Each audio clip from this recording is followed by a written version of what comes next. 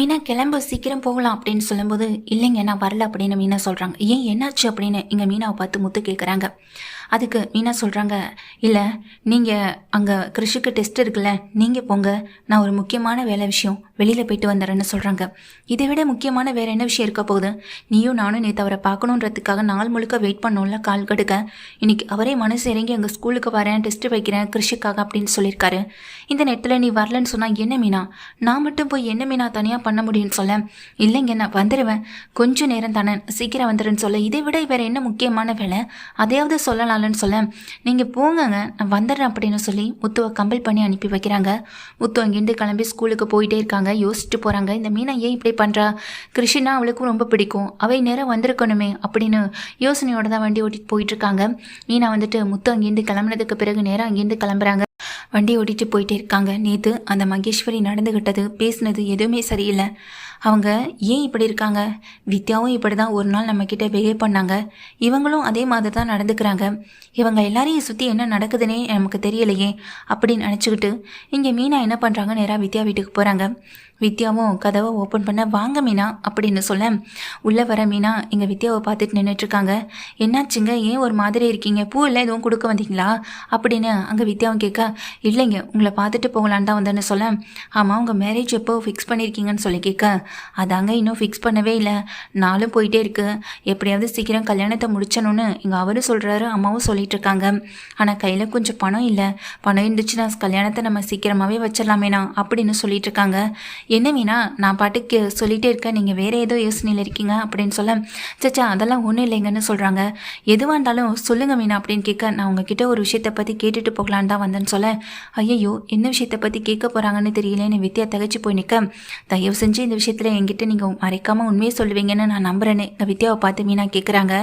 வித்யாவும் முதல்ல என்னென்னு கேளுங்க மீனா அப்படின்னு சொல்ல, அன்னைக்கு கூட நான் உங்கள் வீட்டுக்கு வந்திருந்தால, அப்போ கூட உங்கள் ஃப்ரெண்டு மகேஸ்வரி கூட இருந்தாங்களே அப்படின்னு சொல்ல, என்ன மகேஸ்வரியை பற்றி கேட்குறாங்க அப்படின்னு யோசனையிலே இருக்க எங்கள் வித்யா, ஆமாம் நீங்கள் கூட தான் இன்றைக்கி நல்லா பார்த்து பேசுனீங்களே அப்படின்னு சொல்லும்போது, ஆமாங்க ஆனால் கடைசியில் கிருஷோட அம்மாவுக்கு அவங்க ஃப்ரெண்டாக இருப்பாங்கன்னு எனக்கு தெரியவே இல்லை. சரி நான் ஒரு விஷயத்தை பற்றி கேட்குறேன், கிருஷோட அம்மா அவங்களுக்கு ஃப்ரெண்டு, அவங்களுடைய ஃப்ரெண்டு நீங்களும் எங்கே ரோஹிணியும், ஆனால் உங்கள் ரெண்டு பேருக்கும் அவங்க அம்மாவை பற்றி ஏன் தெரியாமல் போச்சுன்னு சொல்ல, அது எப்படிங்க தெரியும் அப்படின்னு சொல்ல, என்ன சொல்கிறீங்கன்னு எங்கள் மீனா கேட்க, ஆமாம் மீனா நாங்கள் ரெண்டு பேரும் மகேஸ்வரிக்கு ஃப்ரெண்டு, ஆனால் நாங்கள் ரெண்டு பேரும் ஃப்ரெண்டுன்றது அவங்க அம்மாவுக்கு தெரியுமா, தெரியாதுல்ல, அதே போல தான் இந்த விஷயமும், அங்கே மகேஸ்வரிக்கு கிருஷோட அம்மா ஃப்ரெண்டாக இருக்காங்கன்னு எங்களுக்கு எப்படி தெரியும் அப்படின்னு சொல்ல, மீனா எதுவுமே பேசாமல் நிற்கிறாங்க.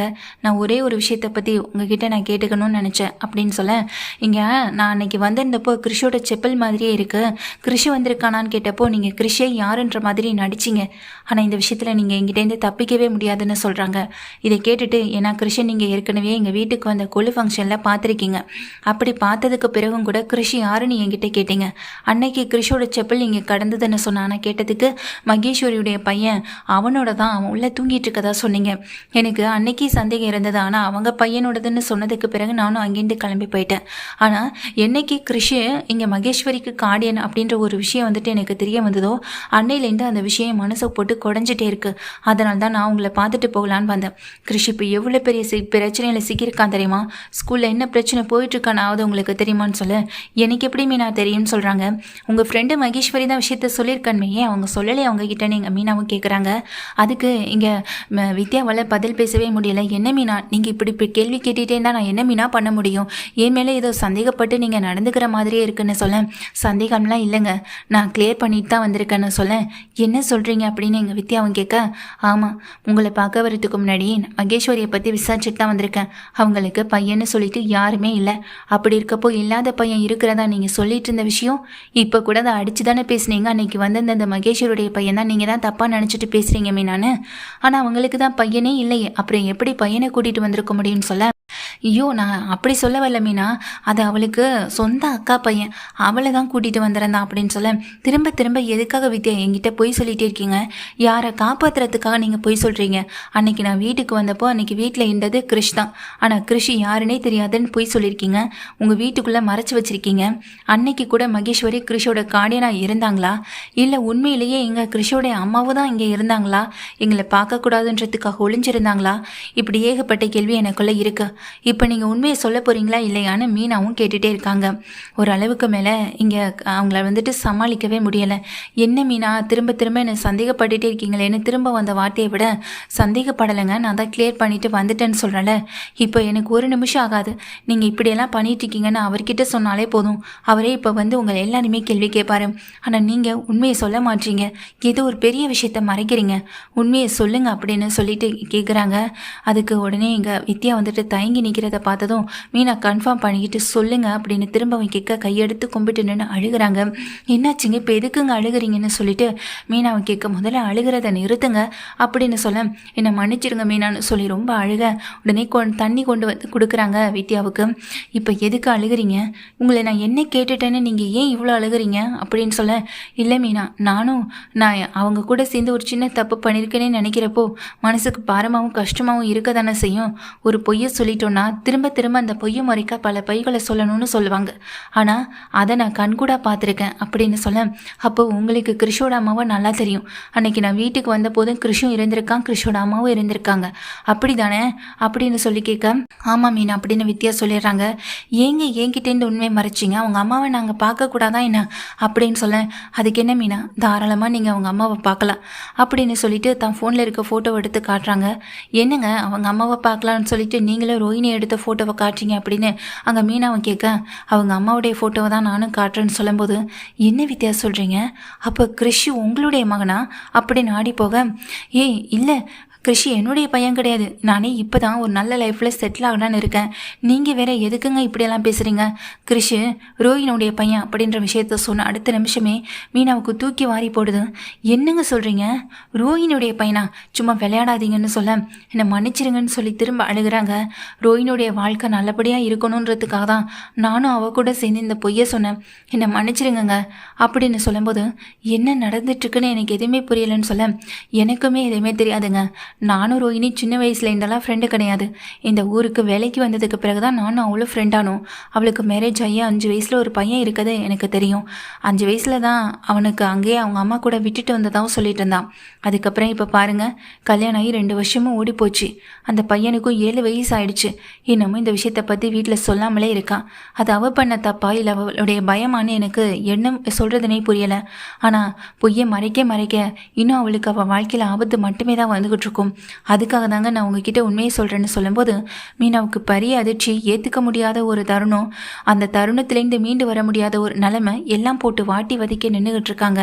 அப்போது அங்கே வித்யா சொல்கிறாங்க, ரோஹிணி நல்லவே இல்லை தான், அவளுக்கு அவள் வாழ்க்கை முக்கியம். அதுக்காக பையனுடைய வாழ்க்கையை பற்றி கூட யோசிக்க மாட்டாதான்.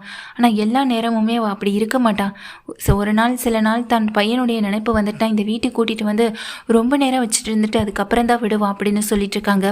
நீங்கள் உங்கள் ஃப்ரெண்டை விட்டு கொடுக்க மாட்டீங்க, ஆனால் உங்கள் ஃப்ரெண்டு கூட சேர்ந்து இவ்வளோ பெரிய தப்பை பண்ணிட்டு இருந்திருக்கீங்கல்ல, நான் உங்ககிட்டேருந்து இதை எதிர்பார்க்கவே இல்லைன்னு சொல்லி நான் கோவத்தோட வித்யாவை திட்டிட்டு அங்கேருந்து கிளம்பி வெளியே போக, இவ்வளோ பெரிய விஷயம் நடந்திருக்கு அப்படின்ற மாதிரியான ஒரு குழப்பம் தான் இருக்குது. நேராக ஸ்கூலுக்கு போகிறாங்க. எங்கே மீனா போனால் அவசரமாக பூ மாலை இதாவது கொடுக்க வேண்டியது இருந்துச்சான்னு சொல்ல, எங்கள் அஜயோடைய அப்பா வந்துட்டாங்களான்னு மீனா கேட்க, இதோ வந்துட்டு இருக்கதா இப்போ தான் சுரேந்தர் சார் சொன்னார் அப்படின்னு மீனா முத்துவும் சொல்லிட்டு இருக்காங்க.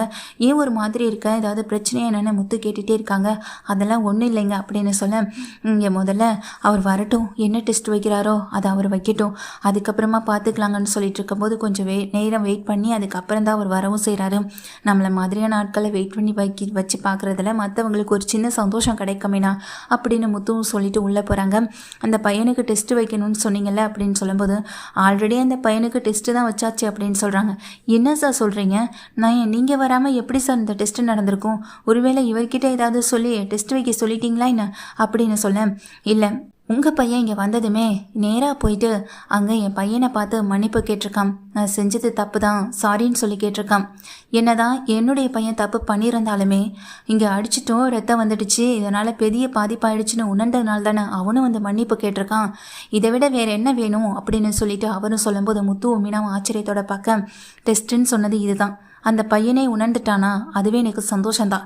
இவனால் எந்த பிரச்சனையும் வராதா, எனக்கு அதுவே நிம்மதி தான். ஆனாலும் என்னுடைய மகனுக்கு தான் கொஞ்சம் கஷ்டமாக இருக்குது, வருத்தமாகவும் இருக்குது. இவனால் திரும்ப ஏதாவது பிரச்சனை வருமோன்னு நினைக்கிறாங்கன்னு சொல்ல, அப்படியெல்லாம் எதுவும் வராது. இப்போ தான் நாங்கள் கிறிஷை கவுன்சிலிங் கூட்டிகிட்டு போயிட்டுருக்கோம். கொஞ்ச நாளில் எல்லாமே சரியாயிடும்னு சொல்ல, அவனுக்கு கவுன்சிலிங் பார்த்தா அவங்க அம்மா தான் அவங்கள சீக்கிரமாக வர சொல்லுங்கன்னு அவரும் சொல்லிட்டு அங்கேருந்து கிளம்பி போய்ட்டாரு. ஏதோ மீனா நல்லபடியாக முடிஞ்சிச்சு, அது வரைக்கும் சந்தோஷப்பட்டுக்க வேண்டியதான முத்துவும் சொல்ல, நீயே ஒரு மாதிரி இருக்க, கிறிஷ் இந்த மாதிரியான சுச்சுவேஷன்லேருந்து வெளியே வந்துட்டான்ல, நினச்சி சந்தோஷப்படாமல் நீயே மனசு போட்டு குழப்பிட்டு இருக்க, கஷ்டமாக இருக்குன்னு சொல்லி கேட்குறாங்க. இப்போ ஒரு பெரிய விஷயத்தையே குண்டையே தூக்கி இங்கே முத்து தலையில் இறக்க, முத்து இதை கேட்டதும் அடுத்த நொடியே என்ன பண்ணுறதுன்னு தெரியாமல் நிற்கிறாங்க. வித்யாவே இந்த விஷயத்த சொன்னிச்சு அப்படின்னு கேட்க, ஆமாங்க எல்லாருமே சேர்ந்து நம்மளை ஏமாத்திருக்காங்க, கிறிஷ் முதல் கொண்டு அப்படின்னு சொல்ல, கிறிஷ் வெளியே வராங்க. கிறிஷை பார்த்து ரெண்டு பெண்மே முறைச்சி நின்றுட்டுருக்க, எங்கள் மேலே உனக்கு உண்மையான பாசம் அக்கறன்னு எதுவுமே இல்லைலடா கிறிஷ், நீயும் மற்றவங்களை மாதிரி எங்களை ஏமாத்திட்டல, உன்னை நான் நம்பினதுக்கு நீ என்னை முதுகலையே குத்திட்டல. என்ன எங்கள் வீட்டில் இருக்க எங்கள் அம்மா இந்த மாதிரி சில பேர் வெளியில் பழகிறவங்க தான் இந்த மாதிரி நடந்துப்பாங்கண்ணா, சின்ன பையன் நீயுமே அப்படி என்கிட்ட நடந்துக்கிட்டலடா, உன் மேலே உண்மையாக பாசம் காட்டினதுக்கு இதான் நீ திருப்பி கொடுக்குற விஷயமா? இதுக்கப்புறமா உன்னை கவுன்சிலிங் இந்த ஸ்கூல்லேருந்தே கூட்டிகிட்டு போகட்டும், இல்லைன்னா உங்கள் அம்மாவே வந்து கூட்டிகிட்டு போகட்டும், இவ்வளோ பெரிய உண்மையை நீ எங்களுக்கு மறைச்சிருக்கன்னு விஷயத்த சொல்லி கேட்கும்போது கிறிஷ் அழுகிறாங்க. அங்கிள் என்னை விட்டுட்டு பெடாதீங்க அங்கிள்னு சொல்லிட்டு அழுகும்போது அவருக்கு சின்ன வயசு ஞாபகம் வந்துடுது. உடனே கிறிஷை கட்டிப்பிடிச்சு, எதுக்குடா நீ உங்கள் அம்மா கூட சேர்ந்து போய் சொன்ன அப்படின்னு சொல்ல, அம்மா தான் அங்கிள் என்னை விட்டுட்டு காணாமல் போயிடுவேன்னு சொல்லி மிரட்டிகிட்டே இருந்தாங்க, அதனால தான் அங்கிள்னு சொல்லும்போது, சின்ன பையனை கூட பார்க்காம எப்படின்னு சொல்லி மிரட்டி வச்சிருக்க பாரு அந்த பார்லரம்மா, அதுக்காக தான் மீனா அவங்க அம்மா கூட அன்னைக்கு அங்கேருந்து போகும்போது உங்ககிட்ட மன்னிப்பு கேட்டுட்டு ஓடி இருக்காங்க. என்ன எதுன்னு புரியாமல் இருந்ததுக்கு இன்னைக்கு ஒரு விடை கிடைச்சிருக்கு. ஆனால் இந்த விஷயத்தை இதோட விட்டுறக்கூடாது, சின்ன பையனையும் இந்த அளவுக்கு காயப்படுத்தி கஷ்டப்படுத்தி வாழ்கிற வாழ்க்கையில் அதுக்கு தேவையா? இந்த மனோஜுக்காக அதை இவ்வளோ கஷ்டப்படுறதுக்கு பதிலாக தான் மேலே பாசம் இருக்க தன் பையன் கூடயாவது இந்த பார்லரமாக இருந்துட்டு போயிருக்கலாம். பணம்னு பணத்தை பற்றி மட்டுமே யோசிச்சுட்டு இருக்க அவன் கூடலாம் ஒரு நாளும் வாழ முடியாது மீனா அப்படின்னு சொல்ல, இது நமக்கு புரியுது, ஆனால் அது அவங்களுக்கு தெரிய மாட்டுதே. இந்த விஷயம் மட்டும் அத்தைக்கு தெரிஞ்சதுன்னா என்ன ஆகுன்னு கொஞ்சம் யோசிச்சு பாருங்கன்னு சொல்லும்போது, அதுக்காக இந்த விஷயத்தை பற்றி நம்ம சொல்லாமலா இருக்க முடியும்? நீ வா மீனா போகலான்னு சொல்ல, அங்கேன்னு எங்கேயும் விட்டுட்டு போயிட மாட்டீங்களேன்னு சொல்லிங்க கிறிஷு கெஞ்ச, அதெல்லாம் ஒன்றும் இல்லைடா, உன் மேலே கோவம் இருந்துச்சு தான், இல்லைன்னு சொல்லலை, நீயாவது இந்த விஷயத்த சொல்லியிருக்கலாம் தான். ஆனால் உன்னுடைய இடத்துலேருந்து யோசிச்சு பார்க்கும்போது அதில் வந்துட்டு உன் மேலே கோவப்படுறதுனால எதுவுமே ஆகுறதில்லைன்னு எங்களுக்கு தெரிஞ்சிடுச்சுன்னு சொல்லிட்டு முத்துமீனா ரொம்ப ஆக்ரோஷத்தோட கிருஷியும் கூட்டிகிட்டு தான் வீட்டுக்கு கிளம்புறாங்க. இந்த மாதிரியான சீக்வன்ஸோட இந்த சீரியல் போனால் நல்லாயிருக்கும்னு நினைக்கிறவங்க இந்த வீடியோக்கு லைக் பண்ணி ஆதரவை தெரிவிங்க.